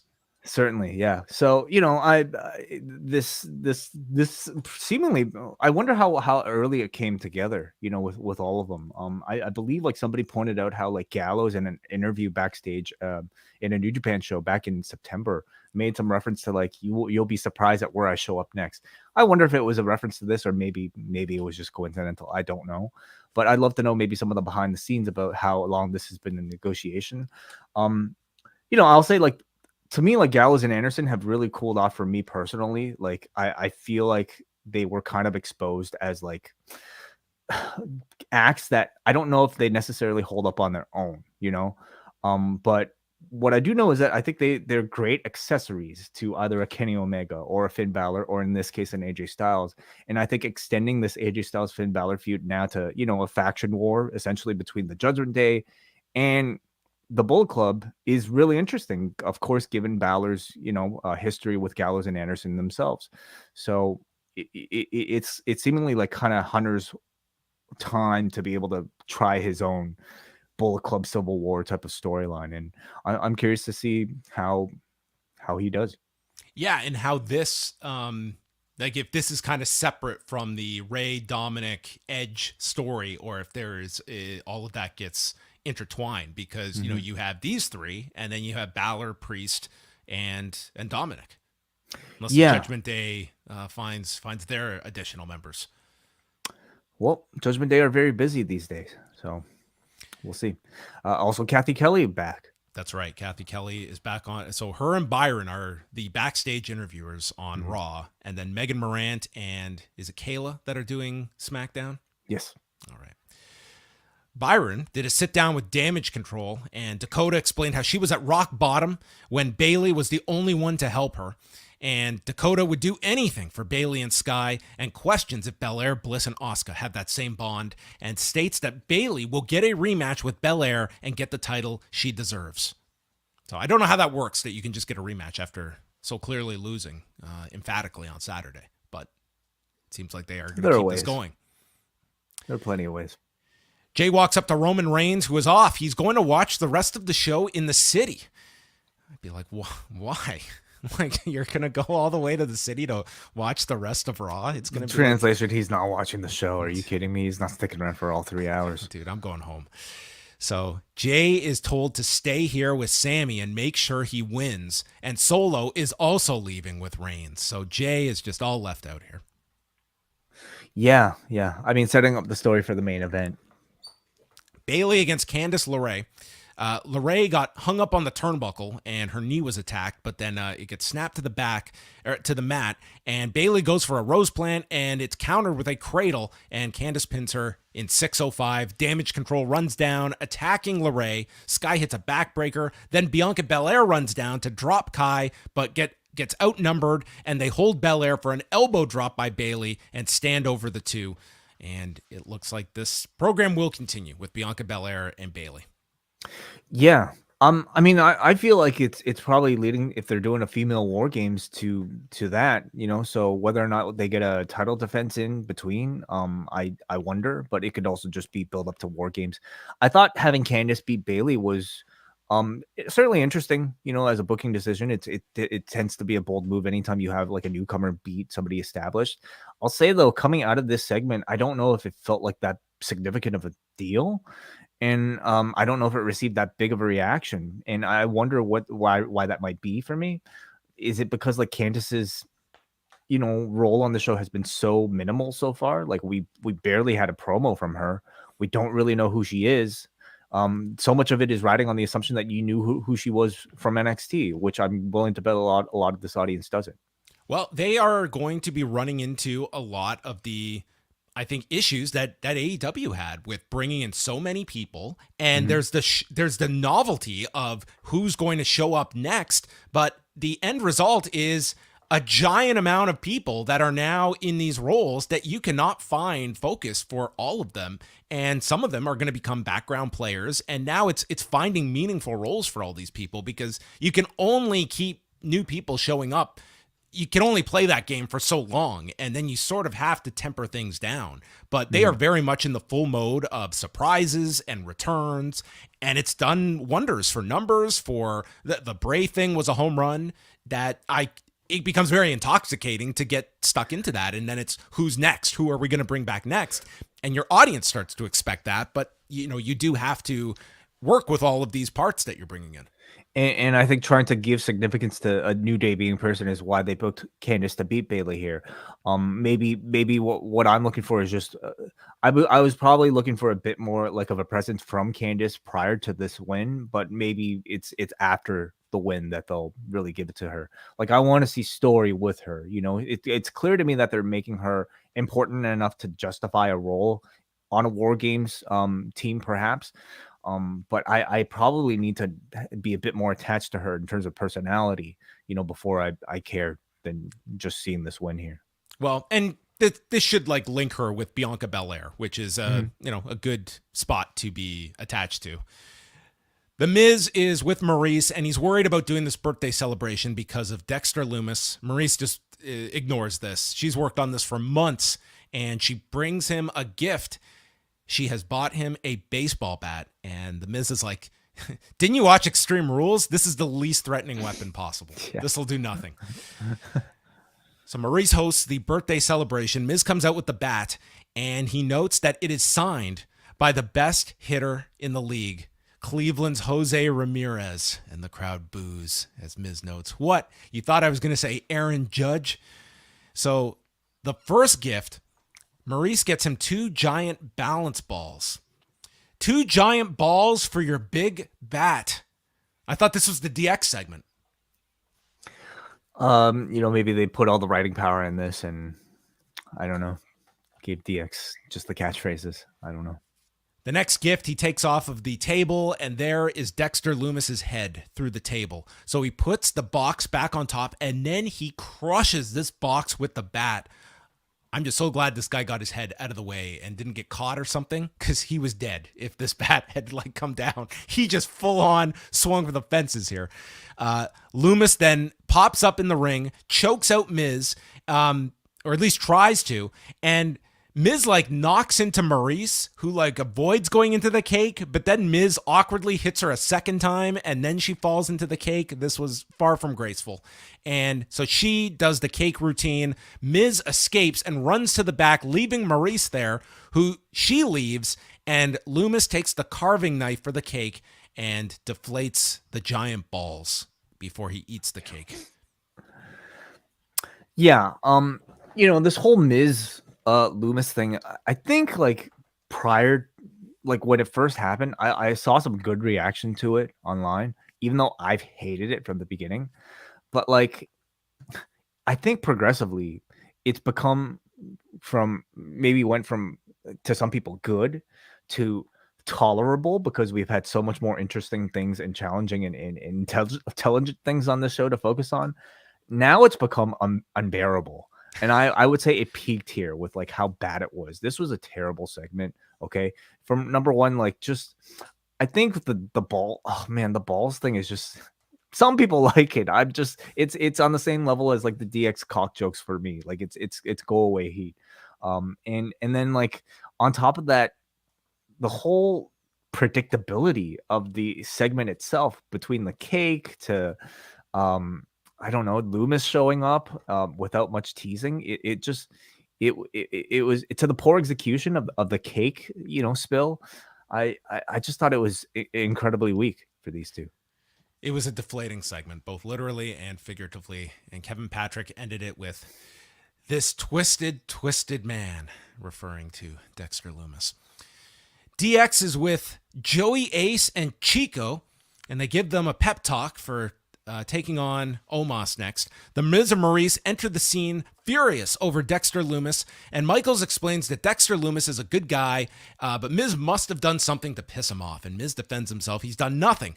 And Road Dogg suggests there's a way you can get rid of him. Next week, face him in a match where if you win, he leaves forever, but if Loomis wins, he gets a contract. And Road Dogg explains he has the power to do that around here. Right. Does he? Like, is that in real life? I guess so. They announced this match for next week, so I guess he does have that power. Maybe Michaels has. He can push that one through. Yeah, they know people, I guess. So I guess this is the culmination of this. He either gets a contract or he leaves. All this just to get to like a contract match for Dexter Loomis. Like we're culminating this entire angle just so Dexter Loomis can get a contract. How Like this started when, in August, like middle of August. Yeah. I guess so.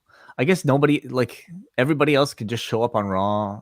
Like everybody has contracts. Candice LeRae got a contract. Hit Row got a contract. Gallows and Anderson obviously got a contract, but somehow Dexter Loomis, after all this time, he's been stalking. He's getting plenty of airtime stalking people's homes. Still no contract though. Yeah, this man breaks into homes. Is a piece of paper going to keep him away? Is that going to be the I better find something else. Do we even know that this is what Dexter Loomis has been after this whole time? Why does he know? If he doesn't have a contract, what prevents him from continuing this without a contract? What does a contract have to do with anything? Like we don't get any sort of indication that Loomis has been after a job. Do stalkers even have jobs beyond stalking? Could you imagine if that was like, okay, this guy's been showing up at the salon after hours and he's been harassing people. So after 2 months of this creepy guy outside the salon, we're going to let him like cut hair. And if he does a good job, he's hired 9 to 5, 5 days a week. Exactly. Like what a horrible business. What's the explanation for Ciampa's whereabouts? Did they say? I might have missed it. Didn't he get pulled into the depths of hell? He's been missing since. Okay, well, that's all for the better that he was not attached to any of this, because it's been, oh god, it's been awful.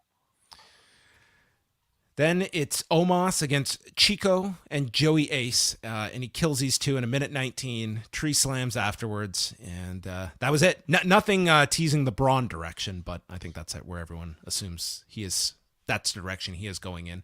And then they replay Bray Wyatt's return, if you missed it on Saturday. So that was the return of Bray Wyatt on Monday's Raw.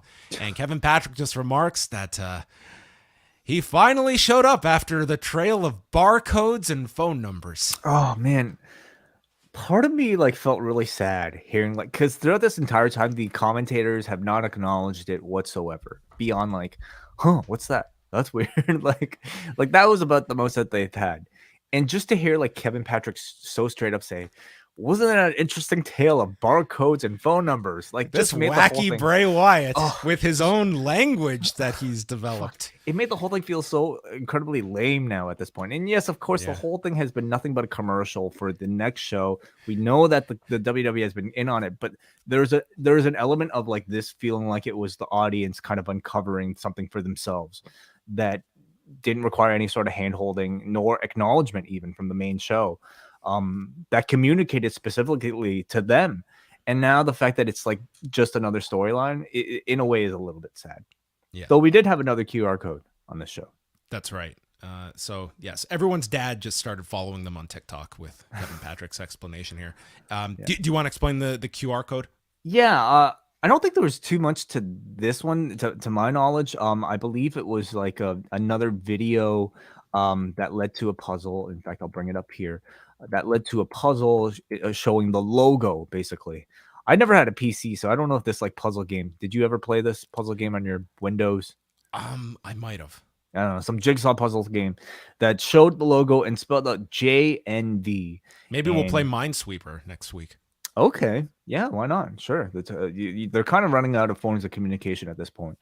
But the QR code took us to this puzzle that spelled JNV, and people were quick to point out that J is the 10th letter of the alphabet. N is the help me out here. What's Friday here? 14th letter of the alphabet, and V is the 22nd letter of the alphabet, spelling 10, 14, 22, which is Friday. This is way more effective than a 30-second commercial. Sure, yeah, JNV. Well, I mean, we're talking about it, aren't we? Listen, right? there's a whole generation that has learned Roman numerals through the WWE, and to a lesser extent, the Super Bowl. Hey, they're back now. Did you see the new logo? I did, yeah. Yeah, they're using what is it? What for? The Philadelphia XL? Eagles colors. Right, and Roman numerals XL. That's right, 40. So yeah, interesting. Bobby Lashley comes out. He is a fighting champion, and he lists off all the names he's beaten: Brock Lesnar, Roman Reigns, and then calls out Rollins when Brock Lesnar's music hits. I kind of found it curious that you would name off Brock Lesnar when you were doing the big surprise, and that I've already beaten him. But that is part of the story that it's the story. Exactly. Yeah. So they bring up the Royal Rumble match, which in fact Lashley beat Lesnar at, and Lesnar just comes out and he gets on the mic. Well, holy shit. And he says, "Good evening" to Bobby Lashley before hitting him with the F5. The crowd chants one more time. So he hits a German and hits a second F5 and applies the Kimura. And the announcers assume the match is off with Rollins. And after the break, Lashley is being tended to when Rollins comes down with his ribs taped up, stating he wants the match. Bobby's, "You said you're a fighting champion. You said you're a fighter. And you said you're a soldier. But you're not. You're a disgrace to your title and your country." It was the soldier line that got him, and I loved it. I thought it was actually really brilliant, like he said the first two, you're supposed to be big a fighting deal, champion. Seth. It's the U.S. title. I'm going to check on my ribs. Then he brought up the soldier thing, and that was enough to get Bobby. I thought it was actually a really great build up and really great teasing to get to that point. So this was Lashley accepting the match, and they went 2.5 minutes. Lashley runs at him with a spear into the pedigree, kicks out. Then Rollins does a frog splash off the top rope with his ribs destroyed and gets a 2 count. This was an ill-advised move. It was his RVD tribute, wasn't it? It really was. Yeah, we got the tribute on Saturday with the gear, and then tonight with the Logic. So Lashley then avoids a stomp, hits the spear, and he goes for the hurt lock, but Rollins attacks the injured arm from the Kimura, super kick, kicks out the arm, and hits 2 stomps to pin Lashley in 2:34. Seth Rollins wins the United States Championship, and I'm guessing that this clears the way for Lesnar's Saudi Arabia program. Mm-hmm. Yeah, probably. Because Lesnar ain't going for that U.S. title, let's be honest. No, I don't Got to get so. that thing out of the way here for this to be a believable Lesnar chase. I thought it was a really good segment. It had all the excitement of a Money in the Bank cash-in, just with a down opponent and everything. Brock, I thought, was a really good surprise, and this moves Bobby into his next program, which is a Brock Lesnar program is certainly bigger than a U.S. title program. He's been an excellent U.S. champion, very convincing, especially at a time when Roman isn't on the show. Like, they've done a good job of elevating that secondary title to feel much more important than it has in many years. So this win for Seth Rollins felt significant. It feels like Seth Rollins with the U.S. title is an actual accomplishment rather than just a burden, like it's been for so many mid-tier champions in the past. So he's done a great job with this run. They've done a great job booking him for this run, and now he moves on to something bigger with Brock. So yeah. What do you see an outcome? What's the outcome of that program between Lesnar and Bobby, you think? I think after the Reigns program, I think that they need a Lesnar win in this. Like, just the way he's coming off with these Reigns matches. You think they're building to Lesnar and Reigns again, or no? I just think that coming off of that, I think that Lesnar has done his fair share of losses for the year. But Bobby also seems primed for that Roman. Like, look at this. match. Lesnar lost at the Rumble. He lost at Mania. He lost at SummerSlam. Yeah, but he's also Brock Lesnar, and every time he returns, you're not going to necessarily remember his last loss. Whereas Lashley is around every single week, and would it not make more sense to have Lashley just be even hotter heading into potentially a title challenge? Well, he beats him here, and then they've got a reason for a third match. It's not like Right. there's a long list of Lesnar opponents either. And obviously true. they're not going anywhere right now with Daniel Cormier, who did state that there's nothing on the table beyond what happened Saturday, and that he would have to get in shape for a match with Lesnar. And I think you could certainly see on Saturday, he is probably not in, wrestling shape right now. Oh, he didn't want to climb the fence even to make that count. I mean, the guy's retired. I mean, he's not Yeah, going to necessarily be killing himself to stay in cosmetic shape. Byron goes up to Bobby. I know you're emotional. And Lashley is not done with Seth, but he's going to beat Brock's ass and tells him to show up next week, and I'm going to prove you're nothing more than a bitch. Yes. Huge, huge threat. Then there was a Bray Wyatt spot with the statement, revel in what you are. Yeah, no, I mean they're still doing the QR code thing for those of you who care, but ultimately, I think the chase is really over, and at this point, we're trying to get everybody else now caught up. I don't Bray have Wyatt time is to do back. the math equation. Just go to the back of the book and give me the answer. Exactly. Yes. Elias returns next week, which Graves calls the audio equivalent of a colonoscopy. So Ezekiel is dead, and Elias is back. Yeah, back to his drifter self. So, I mean, under Triple H, what is this character going to look like? Is he just going to be a comedic self, or is he going to be a more serious attempt at the drifter?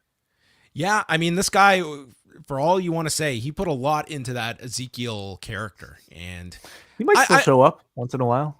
would you be a little, I don't know if like frustrated or annoyed would be the word, but as much Elias as Kevin Owens, like those guys put a lot into getting that character over, and it just seems like Paul Levesque came in and done. We're not even going to try to go with this. And like they worked super hard on a gimmick that looked like it was a total dead end when they introduced it, and took some time, but they did get to a place where, it was a very passable program that the two, you could see they were putting a lot of effort into getting that new character over. If you're Elias, yes. If you're Kevin Owens, I can't imagine you being too upset, if you're, aborting that storyline in order to get what he currently has now. And that is a world title contender level threat, a guy who comes out and has kick-ass matches every week, and gets to cut big promos.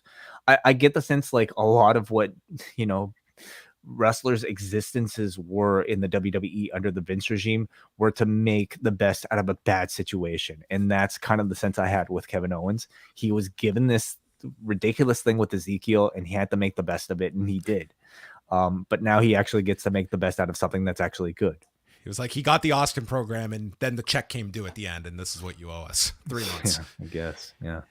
Matt Riddle against Sami Zayn with the Usos in his corner. So the crowd is chanting Sami Uso, and Jay tries to get involved, and Zayn tells him, I'm handling this. I don't need your help. SmackDown promo that airs during the break all around Bray Wyatt. Zayn is in control. Riddle goes for an RKO off the top, but he's stopped with a headbutt. They go through a second commercial after Riddle hits a floating bro, and again, Zayn is stopping Jay from getting involved. Zayn sets up for a haluva kick. It's stopped with a power slam, and the Usos won't get involved when Riddle goes to the floor. Jay is stopping Jimmy, and then Zayn, thinking he's got it all covered, goes for the Blue Thunder Bomb, and it's turned into an RKO with Riddle winning in 16 minutes and 16 seconds, and Jay just laughs, telling Jimmy, he's got it. He's got it. Mm-hmm. Jay was very funny here. He's been excellent throughout this entire thing. Yeah. Yeah, match was good, but again, like it's a TV match, so it's honestly secondary to everything else that is building up in this story. And I found the story pretty interesting. I wonder how well it came across to people live, because I felt like it was very much told in maybe interaction, and certainly helped with commentary. Where, I mean, the idea is that Jay is under Roman's orders to make sure that Sami wins. But Sami then gave Jay orders to not help. And so Jay ultimately was like, okay, I'll follow your order, Sami. And thus he lost. So we'll see how the tribal chief reacts on Friday. But yeah, that seems to be what Raw is good for these days. Is just kind of your setup for the Bloodline segments on Friday. Yeah, this was the only match that went over 10 minutes, and it was 16 minutes with 8 minutes of commercials in it. So it was kind of hard to really get a good read on this match. It seemed like the audience was into it more than most on this show. Like, it was a lot of the crowd just coming down during the matches, but this was not a Raw that was very heavy on good wrestling. This was much more around the non-wrestling segments, and to that end, DX drove out on their little Jeep that is resembling a tank. The Jeep with the cannon on the back. Yeah. After Rusev, they should really have a real tank. What, just do you think like just in their repertoire, like in storage? Like, do you think they should just own one of those? Yeah. Or they can come out in Shotzi's thing, maybe. Yeah, if they came out in Shotzi's tank, sure. Yeah. So I don't know who these four guys are because they were not the four that came out for this segment at the end. Maybe their fathers or grandfathers came out. And Sean Waltman gave a shout out to China, which was a nice mention that they included. Road Dogg calls them Geriatric X. And I didn't even think about this, but him doing his intro, the Road Dogg, Jesse James, and then let the crowd yell, the badass Billy Gunn, to which Corey Graves says the other guy is doing something with office equipment right now. Yes. Pretty Good funny. line from Corey. Yeah. More acknowledgement than I actually, about the level of acknowledgement I was. You had to do the Road Dogg spiel, and I thought they came up with a good way. And they didn't take a shot at the guy. They didn't make any joke.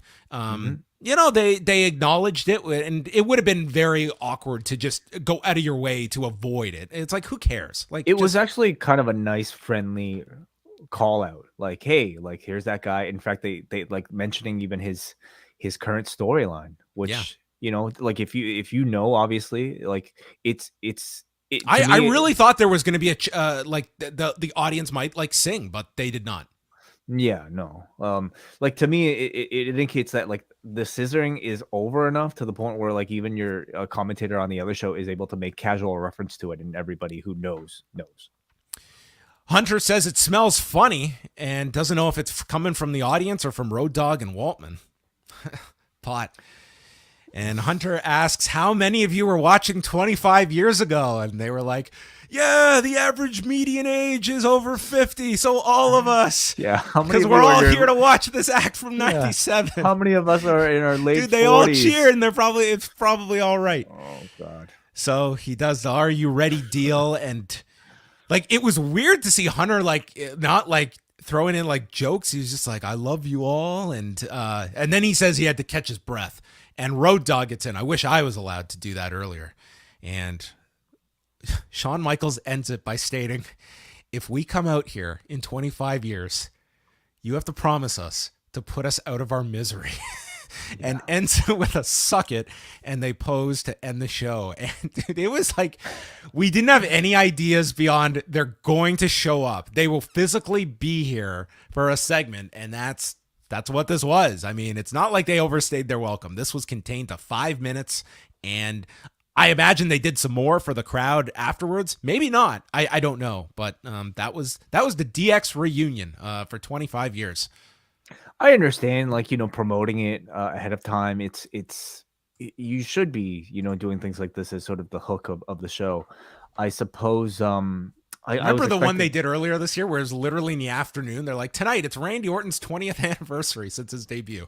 Yeah, exactly. I was expecting like a bit more interaction, maybe with the current roster here.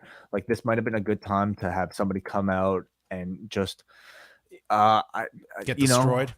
I mean, even that's kind of cliche, but just some sort of interaction, perhaps. Between I thought they were going to do something with Riddle when they came out at the end and kind of involve Riddle in some form, but it was sort of just like Riddle on Saturday. He gets his big win, and then Bray takes over, and then he gets his big win here, and DX takes over.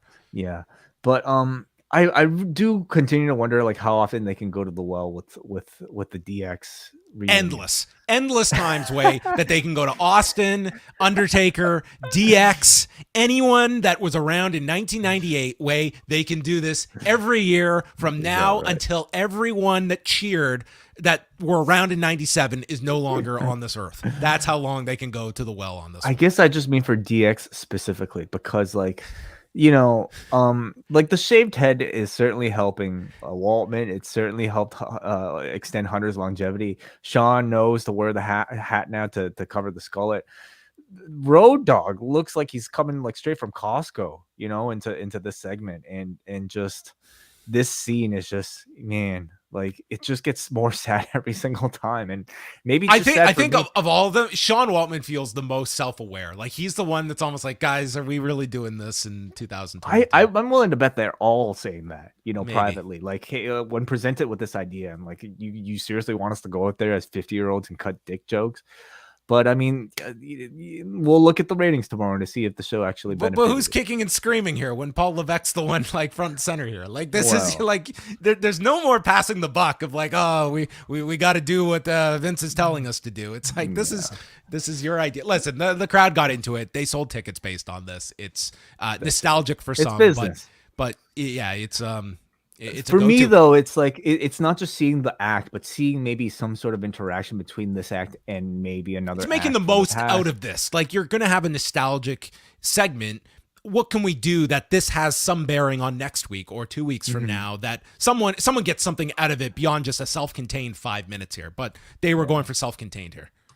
That's it. And I would say like if it was like another act, I wonder if like we'd ever get to the point where like DX would be like sacrificed, you know, like to an up and coming stable, for instance. Like would they ever get beaten down? If it was another like group of wrestlers, yes, but something tells me that I don't think we'll ever see that with no. These they want to have charge. A new DX line of merch every year for them to go sell. And I'm sure these Brooklyn DX shirts sold like tons on Monday night. And I imagine that the number is going to do very well for tonight's show. And DX was like the key thing that they promoted. There probably was a lot of curiosity for Bray. And it was late in the show when you realized that Bray's not going to be on the show that they started promoting SmackDown. But this was definitely, we talked about recently, like the third hour being a throwaway. I mean, they kept Brock for the third hour, the Lashley Rollins match for the third hour, and DX for the third hour. So this was definitely the attempt to keep that third hour up to whatever degree it can. I don't know if there's much that can offset that drop off. We'll find out tomorrow. Okay. Raw is in the books, the season premiere. What'd you think about the season premiere? Are you going to watch this season? Yeah, I think I'm sticking around, John. I think I'll watch every episode. It's been enough time. I the show went away. I missed it over the summer. I'm ready to get back into Raw on Monday nights. Maybe I'll wait till next September and I'll just binge the entire season in one. This is no season 15 though.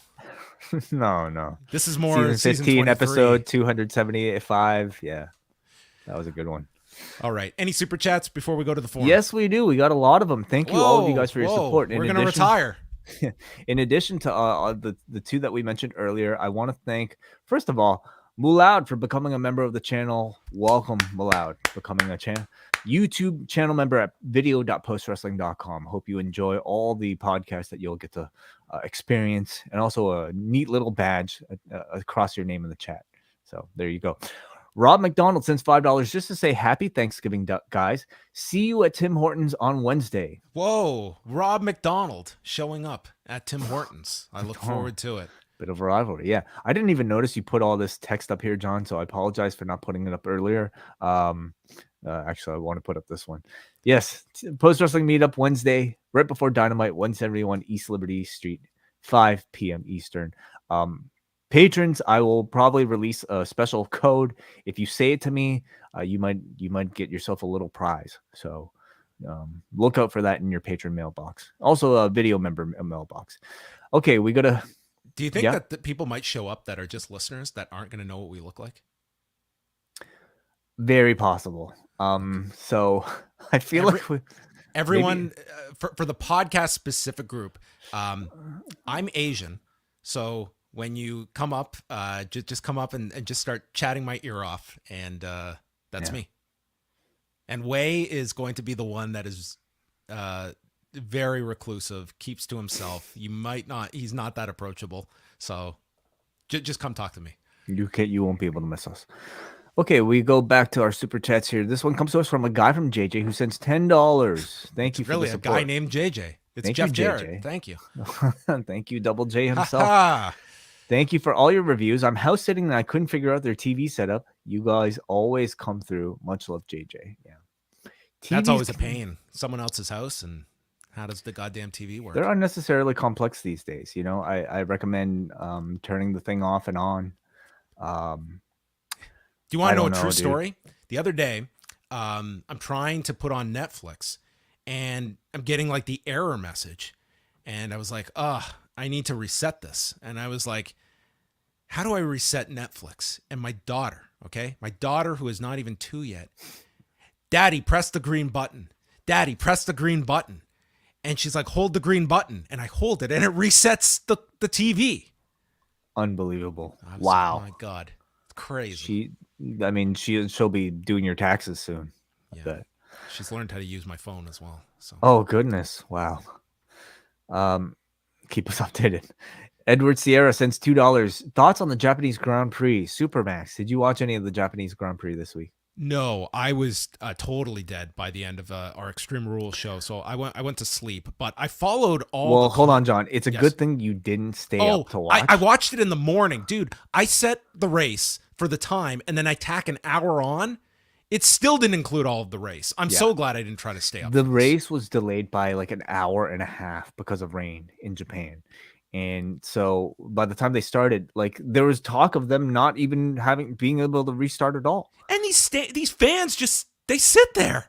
These are the most dedicated fans in the world. I would have been out of there. Well, 100,000 plus people paying a pretty penny for a ticket, I'm sure. You know, That's waiting years at this point for the F1. So I imagine that they're probably none of them were going anywhere. I'd wait a few more years. But by the time it started, I mean, there was a lot of stuff that actually ended up happening for a race that probably, you know, at one point wasn't supposed to. Well, the championship was decided. Champion in the weirdest of ways. He didn't even know he was the champion until none of us knew. This is a complaint. I cannot explain to you what happened, and there is the FIA has such a. It's insane. Like, I do feel like I need to be studying this stuff to understand what's going on. It's so complicated. Yeah, there was some debate, I think, about like who is actually at fault here. But basically the gist of it is, how do I even go on to explain this as a layman myself? So there are penalties that occur, like, you know, for infractions throughout the race. And Charles Leclerc, like on the last lap, basically went over a chicane when you're supposed to go through it, of course. So he went off course, and he came in second place. Charles Leclerc is also second in the running in the World Drivers' Championship. So it means that Max had to get a certain length of gap between them to, you know, qualify for the victory after this race. Charles Leclerc finishing second would have kept the race going, the entire season, the championship race going. Yeah. The fact that he got docked the 5 seconds placed him in third place. Now, even in third place, the world had assumed that the race was still on because we were operating under restricted points. Like, you know, because this was a shortened race because of the time limit, John. They had less laps, and they had a time that they had to finish the race by. And therefore, I think everybody, including the commentators, including the teams, thought that the allotment of points was going to be smaller than usual, meaning even dropping to third place, Charles Leclerc was still technically in contention. And that's what the Just think about that. All the drivers and teams were under the wrong impression. Yeah. Like, and that's the commentators. Yeah. No doubt. So it wasn't until after Max had finished his race interview, like in public, saying, oh, so, you know, you won the race this time. We'll look to win the championship next time. Then they have to call him back to inform him, oh, by the way, just got word, you're the champion. And it was the most anticlimactic way of, like, you know, announcing a champion, you know, based off of this weird technicality. And the whole, like, F1 Twitter was like up in arms about like they got it wrong. But it turns out like under their interpretation of this rule book, which is very much, in my opinion, kind of left open to interpretation. Yeah, we had a champion. This is also not to mention like the very near tragedy we had with Pierre Gasly almost running into a tractor during these like very terrible rain conditions earlier And on. didn't that exact thing happen at To the Jules Japanese Bianchi. Grand Prix in 2014? That's it. Yeah. So it became a pretty newsworthy, race. All right. Let's continue through our feedback. Brandon from New Jersey sends $2 to say, on a scale of 1 to 1,000, how excited are you for Wednesday? October 12th. Well, depends if we see Brandon or not. I'm excited to see if he comes to Toronto and introduces himself. For me, it's, if the possibility of seeing Brandon from New Jersey in person at a Tim Hortons, it's no lower than 10,000 minimum. I'm going to predict that he's going to be within 100 feet of me and will be texting me. Very possible too. Lastly, we get a super chat from Hansi who sends 279, who says, yeet, see you Wednesday. Wow, we're going to have quite the meeting. Okay, that's the code word, okay? If you want to know if it's me or Wai, just come up and say yeet. Yeet. Well, Hansi and Brandon from New Jersey in the same spot. So oh my God, the mega powers. A lot of luminaries coming up. So show up at Tim Hortons, everybody. You might even get a sleeve. Okay, let's go to forum.postwrestling.com for all of our patrons' feedback here to Raw 10-10-22. You want to start us off, John? Okay, Benjamin writes, some thoughts on Bray Wyatt's White Rabbit gimmick. A few pretty key influences, and that all lead to a more online, cyber-oriented, anonymous army-style character this time around. Number one, Mr. Robot. Aside from the obvious society-style videos, which themselves were an appropriation of Anonymous, the dialogue so far, who killed the world and revel in what you are, sound like pull quotes from some of the F Society mantras from the shows. Did you ever watch Mr. Robot? I'm not familiar with Mr. Robot. Number two, in The Matrix, if you'll recall, Neo is told to follow the White Rabbit, which is a tattoo on a woman's arm that in turn leads him to meeting Trinity, another third-generation appropriation. And three, 9 Inch Nails Year Zero. A while back, 9 Inch Nails ran an ARG, the same method. I'm familiar with this 9 Inch Nails concept used in the White Rabbit concept. So he's saying it's a similar type of like online sort of a game thing. Yeah. So he says, I'm hopeful that the supernatural gimmickry is left behind in favor of more production capabilities, a way to connect the showy production to a character that's rooted in real-world logic. Something we haven't seen a lot in wrestling is a character that acknowledges and leverages the production environments and communication platforms with a more modern take. Yeah, it's also from the Brain Trust that brought you the 4 cocks in the opening segment and 2 giant balls for your giant bat. So it evens out. Yeah.